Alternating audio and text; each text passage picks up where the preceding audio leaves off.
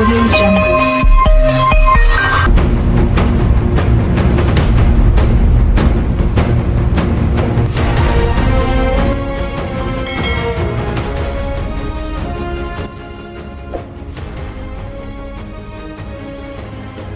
الجزائر إلى تعظيم مصالحها الاقتصادية وتوطيد مكانتها السياسية إقليميا ودوليا.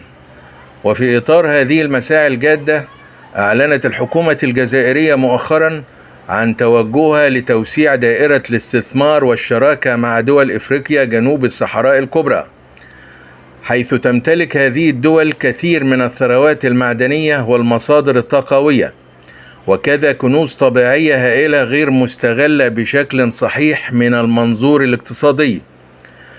لقد أطلقت الجزائر عدة مشاريع استثمارية ضخمة تستهدف تحقيق تواجد جزائري مكثف في قلب القارة السمراء، منها المشروع العملاق مشروع الألفية الذي يعظم من شأن الدولة الجزائرية في مجال الاقتصاد الرقمي، حيث أبرمت الحكومة الجزائرية مع 5 دول إفريقية اتفاقية شراكة يتم بموجبها تنفيذ مشروع الكابل المحوري للألياف الضوئية العابر للصحراء، والذي ينطلق من أقصى شمال الجزائر ويتشعب إلى الجنوب والجنوب الغربي متجها إلى قلب القارة الإفريقية.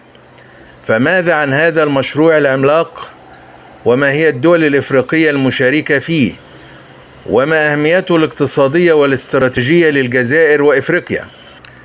هيا بنا نكشف التفاصيل.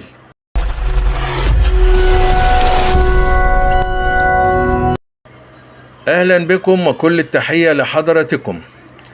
في البداية نشير إلى نقطة هامة، وهي أن الحديث عن كابل دولي للألياف الضوئية أو البصرية معناه ببساطة حديث عن صناعة المستقبل والاقتصاد الرقمي والحكومة الإلكترونية. ففي عصر الثورة الصناعية الرابعة وعالم الرقمنة وإنترنت الأشياء، صارت هذه الألياف تمثل عصب حياتنا واقتصادنا اليوم. ومن المنظور التقني فإن الألياف البصرية هي الوسيلة الأحدث والأسرع والأهم لنقل المعلومات من مكان إلى آخر مهما بعدت المسافات، عن طريق إرسال إشارات ضوئية عبر مادة شفافة، ويكون الضوء المرسل على شكل يحاكي الموجات الكهرومغناطيسية. وعلى أرض الواقع أنجزت الجزائر معظم الأشغال الخاصة بها في مشروع الكابل الضوئي المحوري العابر للصحراء الإفريقية الكبرى.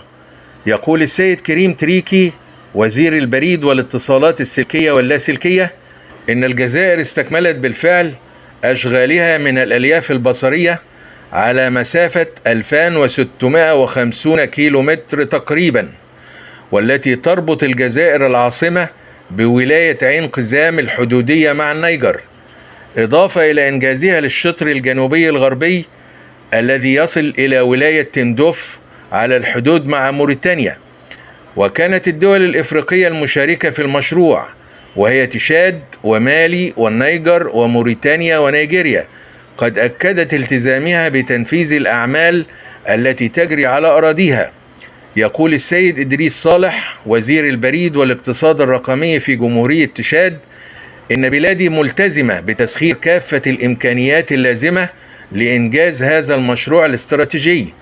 وأكد على ذلك أيضا السيد ولد مولاي الطاهر وزير الاتصالات الموريتاني قائلا إن بلاده لن تدخر أي جهد في سبيل تجسيد مشروع كابل الألياف البصرية المحورية العابر للصحراء. ومن جانبه أشار السيد حسن موسى وزير البريد والتكنولوجيات الجديدة في نيجيريا إلى أن بلاده عازمة على الإسراع بإنجاز القطاع الخاص بها في هذا المشروع الرقمي العملاق الذي يربط شمال الجزائر على البحر المتوسط بأبوجا، وأن الإشغالات قائمة على قدم وساق حاليا بدعم واسع من الحكومة النيجيرية.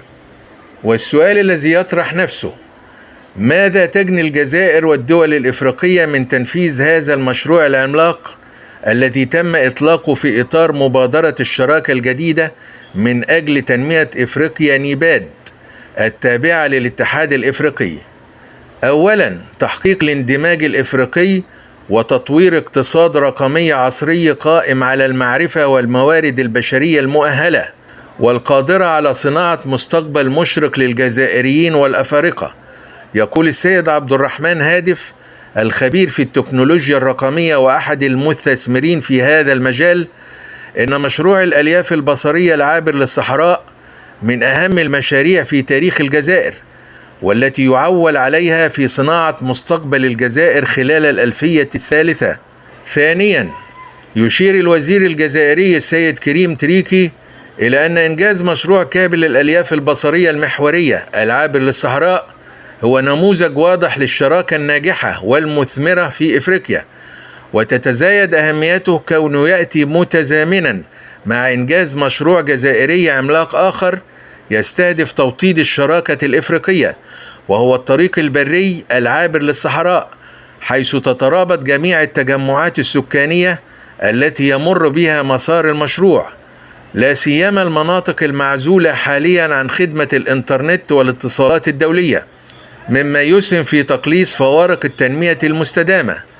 يقول البروفيسور الجزائري محمد بالحسن مفوض العلوم والتكنولوجيا والابتكار لدى الاتحاد الإفريقي إن اكتمال تنفيذ هذا المشروع الحيوي سوف يساهم بلا شك في تحسين ظروف المعيشة في البلدان الإفريقية وبناء أنظمة مستدامة أكثر مرونة في مختلف مجالات حياتنا، وتطوير الخدمات المستحدثة مثل خدمات التجارة الإلكترونية والصحة الإلكترونية والتعليم عن بعد.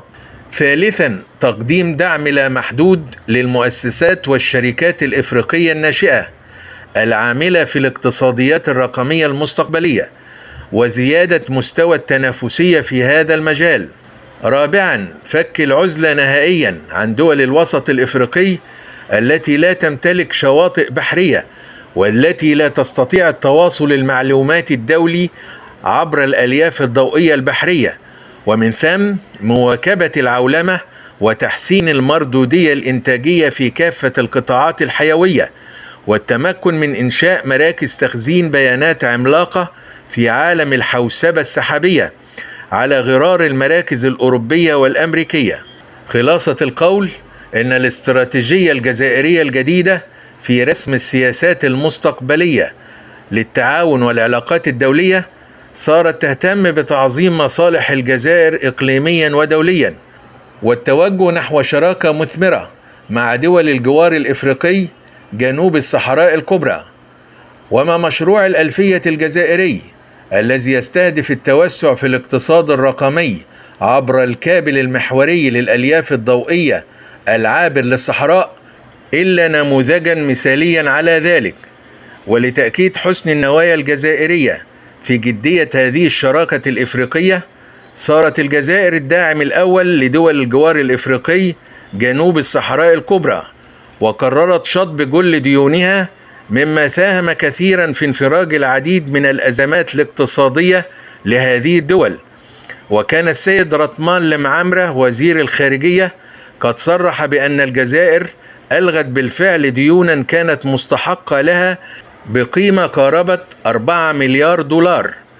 وخلال القمة الإفريقية للرقمنة التي استضافتها مؤخرا العاصمة الجزائرية، وشارك فيها أكثر من 1200 صانع قرار استراتيجي في تكنولوجيا الاتصالات المتقدمة، وأكثر من 100 مؤسسة تعمل في القطاع التقني من 20 دولة إفريقية، أعلنت الجزائر أنها عازمة على التوسع في المجال الرقمي باعتباره قاطرة التنمية وركيزة الاقتصاد في القرن 21.